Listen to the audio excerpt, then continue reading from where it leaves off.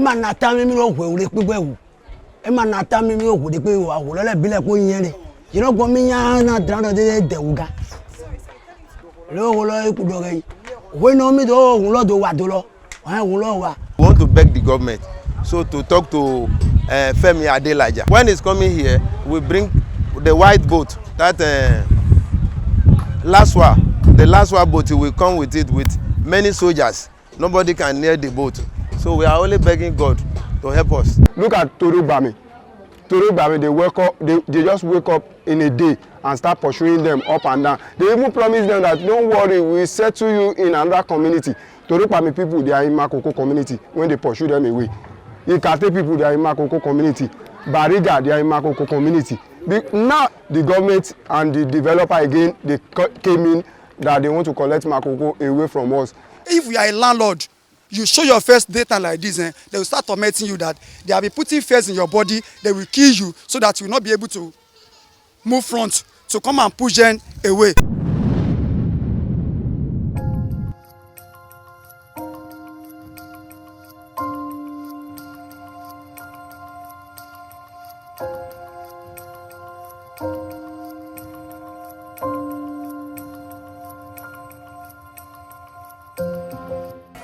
Makoko community is an urban slum, which the Lagos state government considers a dent to its megacity ambition. The government wants to relocate and resettle the people of the community so it can redevelop the place. But the terms of relocation, resettlement and compensation are not clear. Life here is totally different. Everything is done on water. For years, the Makoko, Shoguro and Okeagbon communities have made this place their home. But recent efforts to develop the waterfront threaten their very existence. So where exactly does the government plan to relocate the locals? What happens to the fishing community? And how does a mega upscale property solve the city's housing deficit? TV360 Nigeria launched an investigation into the redevelopment plan of the Lagos state government and sought to find answers to these questions.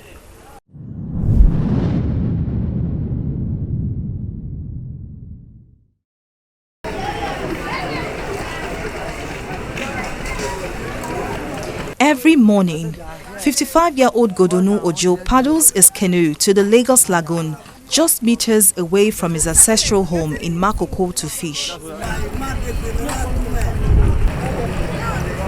Like thousands of other fishermen in the Makoko waterfront community, Godonu survives on the daily income he gets from selling his daily catch. But the reclamation activities of the Lagos state government, in partnership with a private developer, FBT Coral Estates Limited, threatens not only the livelihood of Ojo and other local fishermen here, but also their homes. I'm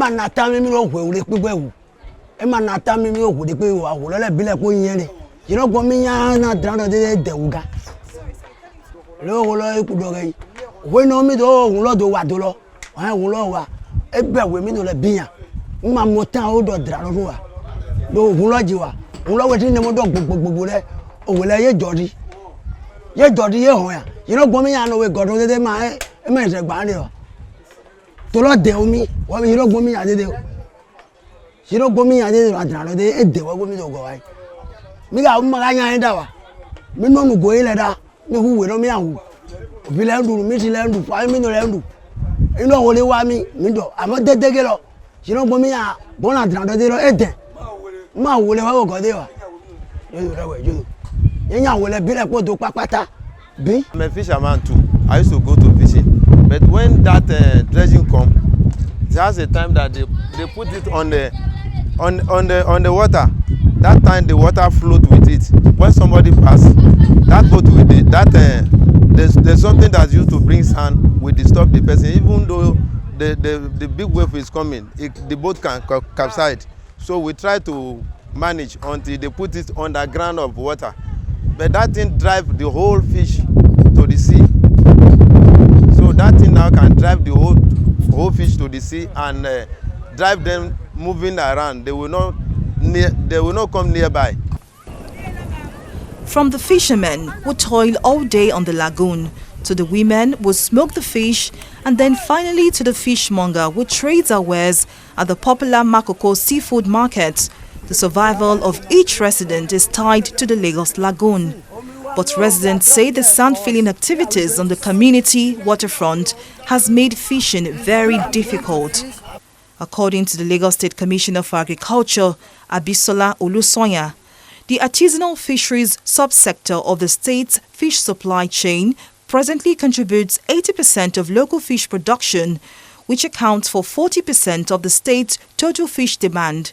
She added that it also provides a major source of livelihood for fishermen in the state, and Makoko is one of the sources of the city's fish supply. But despite its economic viability, the Lagos State government would prefer that Makoko Iwaya waterfront community does not exist.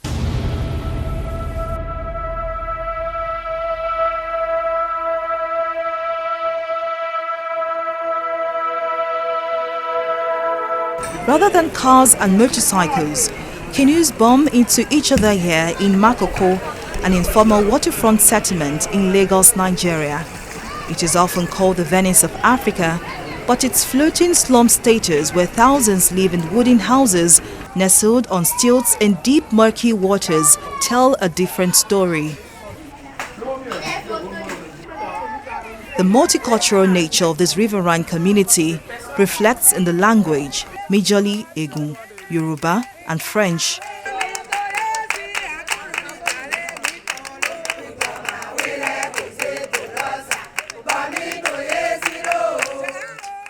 Despite being a slum, life here is tranquil. Residents engage in routine business activities, offering various forms of services such as grocery shops, door-to-door salesmanship, canoe manufacturing workshops, and even schools that cater for both English and French-speaking people. What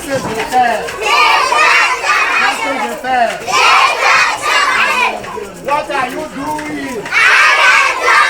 What are you doing? Trouble began for the community on July 20, 2012, when the Lagos State Demolition Task Force stormed Makoko and began pulling down houses barely 72 hours after an eviction notice by the Lagos State Ministry of Waterfront Infrastructure Development. To speed up the eviction process, armed men set the wooden houses on fire. In a disturbance, one person lost his life and many others sustained injuries.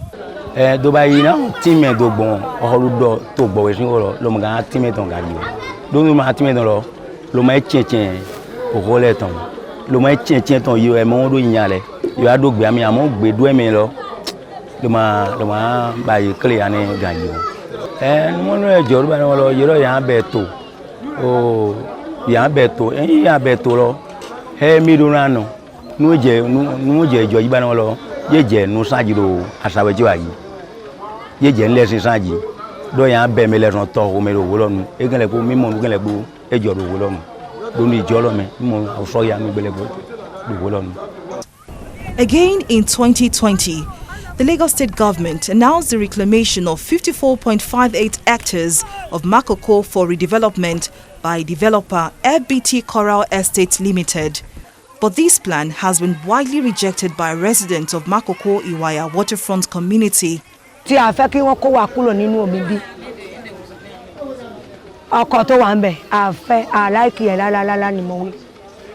Torí bó ṣe wọ́n ṣe ń ṣe fún gbogbo wa àwọn èèyàn wa bó bá ṣe díẹ̀ díẹ̀ nísìn wọ́n á kó wọn kúrò wọ́n ní níbi kankan fi sùn sí gbogbo wa nìkan wà nínú bòté wà nínú ọkọ̀ bó bá níbi kan wá sùn sí kò dáa àlọ́mọ wẹ́wẹ́wẹ́ ọmọ pọ̀ mo fẹ́ afẹ́ kó wọn sí àlè kúrò ń bí bọ́tí bí ìjọba fẹ́ tún àwọn sukùl ṣe fún àwọn ọmọ wa ó dáa.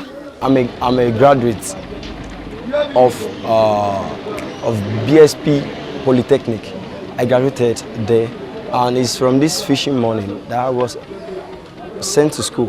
We have many students here. We have more than 200 students, more than 300 to 1,000 students that are schooling here. We are all trained, all sent to school with this fishing money. If there's something that place, how are we going to survive? How are these people going to survive? Fine, they are talking about development. I know it's not good for we to be staying like this, like wasted. There's no way, there's no place to put waste, dustbin, you understand, no good health center, no government school here. But we ourselves, we support their motion that said they want to develop, but it shouldn't be that way. If truly they would develop the community, they should come. We, the youth, the community, everybody will discuss in a democratic way. They can't just go there and impose dredging or impose any forced eviction on us. There's no place that can be free to them other than fishing ports. I don't know where you want to take them to. I don't know where you want to develop for them. The only place they can live peacefully is at the fishing ports. So, no to the land grabbing. You know, we have experienced a lot of things, and now we have come to say no to the land grabbing, and let us not be chased from our homes. The locals, made up of 3 fishing communities, Makoko, Okoagbon and Sogoro, have organized themselves on different occasions to protest the government's relocation and redevelopment plans. They say rather than build the much-needed infrastructure the community needs, the government is employing subtle means to steal their land and redevelop it for the benefit of the city's rich. In 2017, thousands of people in Otodogbame, an informal fishing community, were left homeless when officials of the Lagos State government and armed policemen conducted a forceful eviction. The raid led to the destruction of homes of about 5,000 people and the death of a man who, according to the Justice and Empowerment Initiative (JEI), was shot in the neck. Look at Torugbami. Torugbami, they just wake up in a day and start pursuing them up and down. They even promise them that don't worry, we settle you in another community. Torugbami people, they are in Makoko community when they pursue them away. Ikate people, they are in Makoko community. Bariga, they are in Makoko community. Now everybody now in Makoko community, all the people you have chased away, you have promised to relocate them in another community, which you didn't even do, and you now chase them to they run into Makoko community. Now the government and the developer again, they came in that they want to collect Makoko away from us. These particular people are the people that spoil Otodogbame. They went to Otodogbame. They sound-feed the waterfront. They make it impossible for the people, the fishing people, to move outside. Since they can't move outside, they use the sand to block the waterfront and then wage war on them, calling the touts, the police, without informing the governor. So when they started this thing, they killed more than 5 people were killed during the Otodogbame forced eviction that took place in 2017. In an apparent move to avoid public backlash, the state government chose to adopt a new approach of dialogue with the representatives of the Makoko Iwaya waterfront community. But things quickly turned sour when the locals felt sold out by their leaders, or bales, as they are called in the local language. Residents showed us an MOU where the bales signed an agreement with a private developer, FBT Coral Estates Limited, giving consent to the state's government's proposed redevelopment and regeneration plans. The residents, however, argued that the MOU was signed without the general consensus of the community. When they came, they proposed the plan. The youth, everyone in the community doesn't support their motion. So we said no. Suddenly they went to meet with the developer Femi of FBT Coral Limited. So when they met with Femi without our consent, they signed. We heard that they signed an MOU. They signed a MOU. When they signed the MOU, we heard about it. We are not happy because we didn't meet together to discuss this. So we were angry. We asked them that we are not in support with this MOU they signed.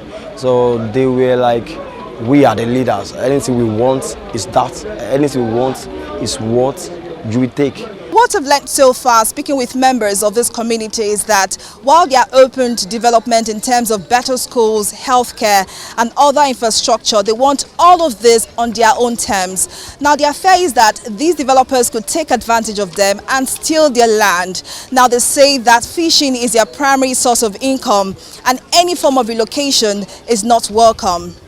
It is important to understand that the MOU speaks of several redevelopment projects that the community will benefit from, such as jobs and other social amenities, but a part which speaks of a displacement and resettlement at a later date worries the residents. The Lagos State government, on one hand, promises to redevelop the area and turn it into an upscale estate in line with the themes agenda of the state. But in the same breath, the MOU speaks of a relocation and resettlement of the locals. This contradiction raises three major questions. Since the MOU did not mention the construction of low-cost housing for the residents, how will the construction of an upscale mega estate be of benefit to the fishing community? Where does the government plan to move the fishing community to? And how would they be compensated? These are the questions TV360 Nigeria put forward in these letters to the Office of the Public-Private Partnership, whose special advisor is Okpe George. The Lagos State Ministry of Waterfront Infrastructure Development, headed by Ahmed Kabiru, and the Lagos State Ministry of Physical Planning and Urban Development, which was headed by Salako Idris at the time of this report. Sadly, all attempts to get a response from these three agencies, who play vital roles in the redevelopment plan of the Makoko Iwaya waterfront community, have been futile. After an initial cancellation of a scheduled interview by the Special Advisor to the Office of Public-Private Partnership, Okpe George, we finally got a response months into this investigation. In a signed letter, the Special Advisor gave vague assurances of the state government's resolve to work in partnership with the locals. His responses did not give clear and direct answers to the questions and demands of the residents of Makoko Iwaya waterfront community. We have also tried to get answers from Felix Moka, who is named as a legal representative of the Makoko Iwaya fishing community in a memorandum of understanding. All calls to his numbers were unanswered, and he did not respond to his text messages. Despite several protests, reclamation activities on the Makoko waterfront continues. As you can see behind me, that's a dredging machine set up by FBT Coral Estate Limited to reclaim more than 50 hectares of land of the Makoko waterfront. Now, fishermen say the dredging activities, as they call it, has made fishing quite difficult. While the questions of the residents of Makoko Iwaya waterfront community remains unanswered, the sorry state of housing deficit in Lagos is better explained in these numbers. An estimated population size of 23 million residents, a housing stock of 1.49 million units, and a household size of 4.9 people puts the housing deficit of the state at 3.2 million housing units. The Lagos State government is not unaware of this problem and says it has delivered 14 housing schemes in the past 2 years, contributing 7,000 affordable housing units. While this number of homes can barely solve the city's housing problems, these houses do not come cheap, as houses range between 4 million naira and 20 million naira. With Lagos having a poverty rate estimated at 8.5% and the vast majority living below extreme poverty levels, the construction of mega estates and even the low-cost housing estate is unaffordable for an average Makoko resident. This will further worsen the housing crisis and push more of the state's population into slums and, worse still, homelessness.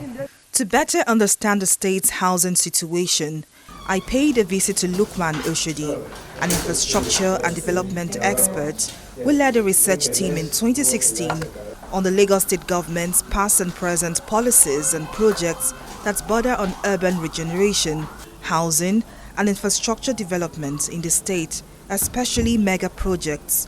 Oshodi tells me some of his research outcomes.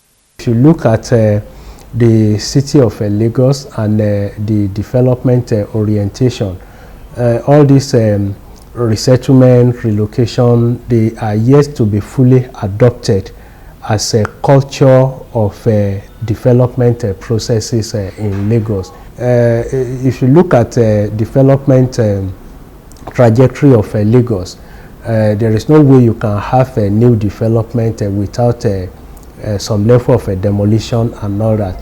But the process of going about that demolition so that it doesn't really expose the dignity of the people who reside in those places into danger, into ridicule. Those are the key points that need to come into play. Sadly, the problem runs deeper than mere numbers suggest. When evacuations are carried out, families are torn apart and may never be properly compensated or resettled decades after. This was the case of some residents of Old Makoko who were lucky to be resettled in this substandard housing in Ikota area of the state.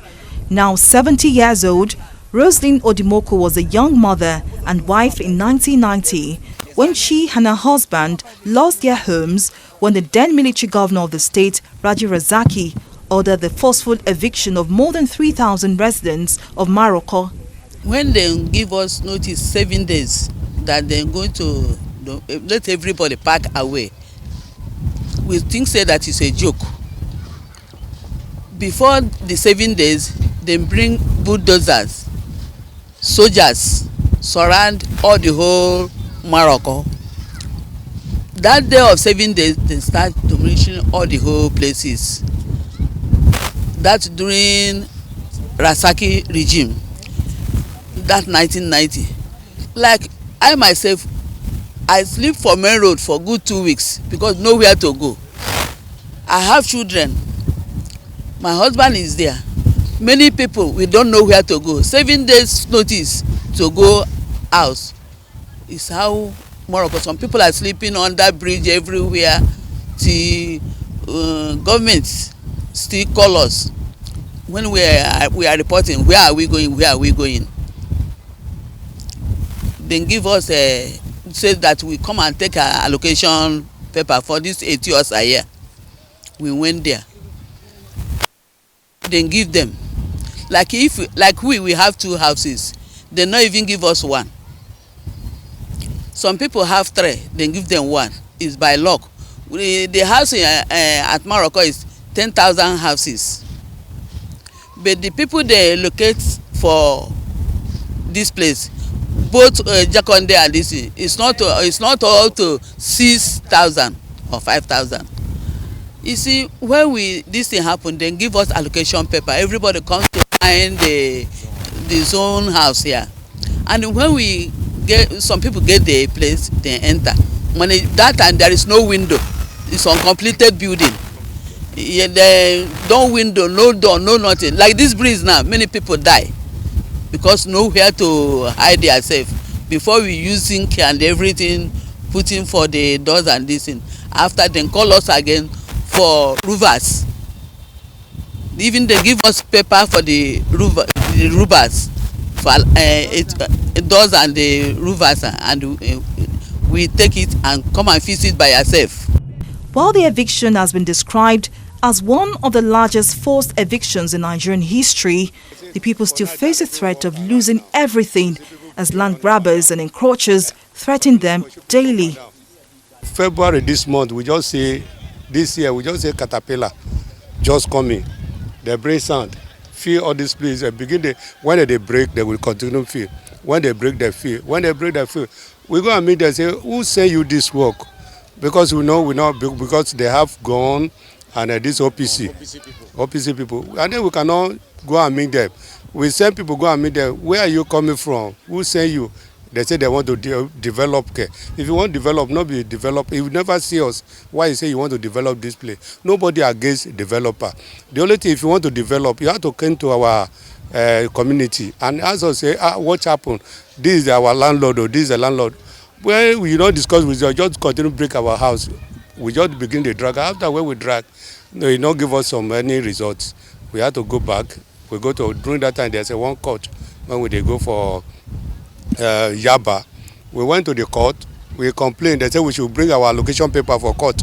We submit all our allocation paper. Still, we tell the court, say, they are breaking the house. Let's give us stop those people for us, Joshua. They say no, they cannot stop. This is how they normally treat us in this community like this. You see these people we are seeing there, so it's accusing the landlord association. They are the land grabber and they are the agent of the land grabber. They are working for Manuel Eberu and they are working for Yemi Idowu, which is the Aircom owner. So That is the way they threaten our in 2017/2018. They kill like our 4 or 5 men. When they come again this 2022 again now, there's an old woman, slum. So also a pregnancy woman also die in these cases like this. Even though around 2:30, they also tormenting. If you are a landlord, you show your first data like this, they will start tormenting you that they will be putting fears in your body. They will kill you so that you will not be able to move front to come and push them away. We're just about running up our interviews with the residents of Ikota Estate when a security operative who did not identify himself came to us and ordered us to pack up our cameras. He also accosted some of the residents. He said they encroached on the area, and he also threatened to identify them and deal with them if they do not leave that area. He was also seen filming some of us and the residents to leave. Now, in response, the residents have told him that this is their land, and they also tell me that this is the way these unknown security operatives come around to harass them. Makoko isn't the only community in the threat of an eventual displacement, and Old Maroko is just one of several communities that have ceased to exist. Believe it or not, this part of Lekki in Etiosa local government area used to be a thriving town of Makoko, which more than 300,000 residents called home. Makoko was adjacent to Ikoyi and east of Victoria Island. While all traces of old Makoko has been destroyed to make way for this affluent neighborhood, the original residents make do with substandard housing given by the Lagos State government as compensation. The human and psychological effects of their eventual eviction and the apprehension of what the future holds reflect in the dynamics of human dignity, protection of aquatic life, and preservation of indigenous communities in Lagos State. Folashade Ogurinde, TV 360 News.